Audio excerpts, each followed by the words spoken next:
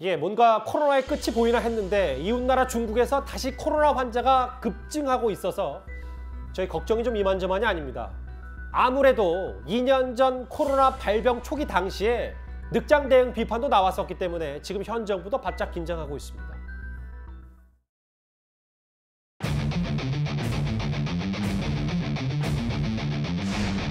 후베이성 체류 또는 방문 외국인에 대한 일시 입국 제한과 제주 무사정 입국 잠정 중단 등은 국민의 안전을 지키기 위한 부득이한 조치입니다.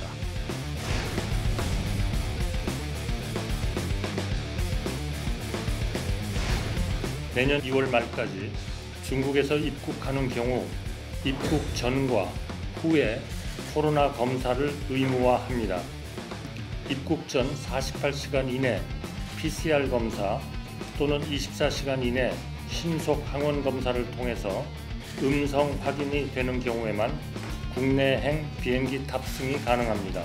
중국발 항공편의 추가 증편을 잠정 중단하고 2020년에도 중국의 영향을 가장 먼저 많이 받은 상황이기 때문에 저희가 선제적으로 입국 전후 검사가 필요하다고 생각을 했고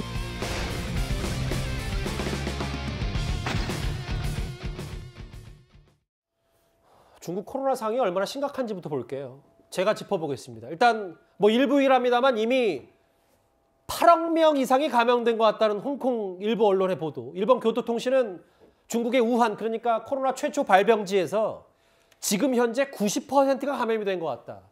실제로 지금 우리 중국 소재 공간 10곳에 있는 외교관들 가운데 63%가 코로나에 감염이 됐다.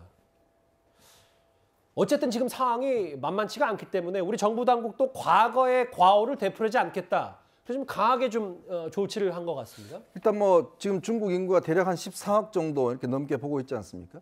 근데 지금 거의 보니까 거의 8억 명 정도. 지금 최근에 중국에서 이태리 밀라노로 가는 항공기편에 탑승했던 중국인들 중에서 절반이 다 감염이 됐다는 거죠. 그렇다면서요? 이제 그런 추정을 보면 거의 아마 그런 추정들이 뭐 맞을 것 같습니다. 물론 중국 당국은 이런 전혀 수치를 내놓고 있지 않기 때문에 알 수는 없습니다. 그래서 좀 전에 보셨던 것 같이 이 코로나가 처음 시작될 때 이제 우한에서 시작됐잖아요. 예. 그래서 뭐 우한 코로나다 뭐 이런 이야기도 있었는데 당시 우리 정부는 우한이 있는 후베이성에 있는 사람들의 입국만 막았어요. 근데 당시에도 비판했던 게 뭐냐면 아니 중국이 후베이성에 있는 사람들이 다른 데도 다 가는데 거기만 막는다고 안 된다. 일단 중국 전체에 대해서 일시적으로 좀 중단해야 된다는 그런 일이 많았는데 예. 결국은 우리가 그걸 열었기 때문에 급속히 확산되는 결과를 낳았습니다.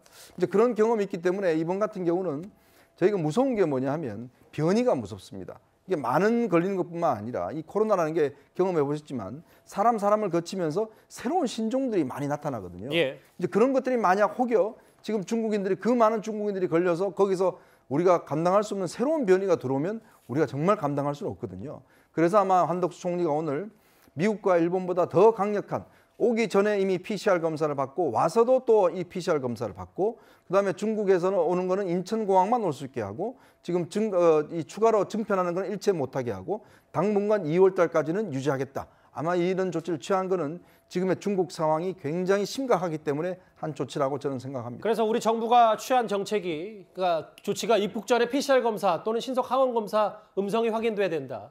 중국발 단기 여행을 제한하겠다고 하는데 저도 그때 뉴스탑10을 계속 진행했었으니까 2019년 12월에 최초에 당시 우한 페남이라는 이름으로 시작이 됐고 근데 당시 문재인 정부가 이거에 대해서 좀 늑장 대응한 거 아니냐는 비판도 논란도 있었기 때문에 현 정부가 좀 더 강한 조치를 취하는 거 아니냐. 뭐 이거에 대해서는 어떻게 좀 판단하세요?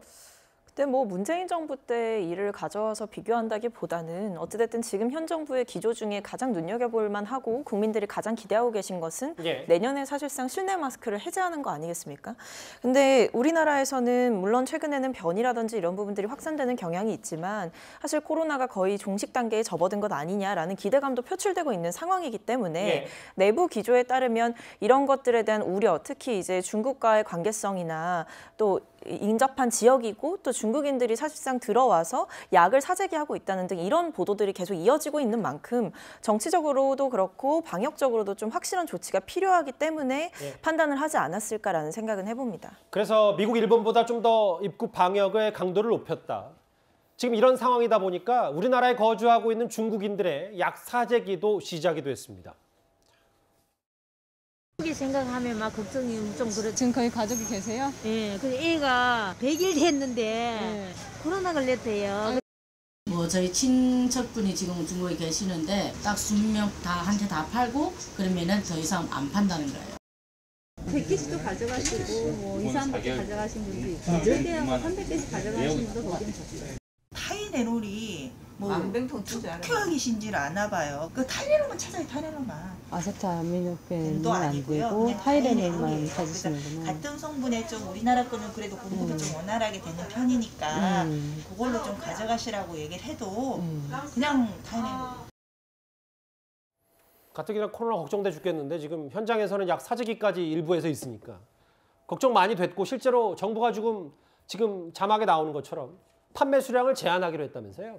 그렇습니다. 판매 수량 제한이 꼭 필요할 것 같다는 생각이 드는 것이 지금 보도를 통해 보면 중국인이 600만 원의 감기약을 쓸어 갔다 뭐 이런 보도들이 나오고 있거든요. 물론 사실관계를 확인해 봐야겠지만 만약에 600만 원어치의 감기약이라고 한다면 본인 혼자 먹을 용도는 분명히 아닌 것으로 보이고 재판매를 위한 것이라든지 아니면 해외로 보낼 목적은 아닌 것이 이제 굉장히 우려되고 의심되는 지점이 있습니다. 그렇기 때문에 지금 또 약사들 같은 경우에는 도매를 목적으로 약을 파는 행위가 금지되어 있고 형사처벌될 수 있기 때문에요. 이 부분에 대한 상한선을 빨리 정해서 약국 차원에서 팔 수 없도록 만드는 것, 그것이 중요해 보입니다.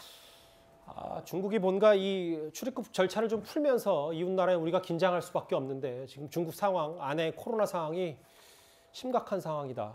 걱정이 많이 됩니다.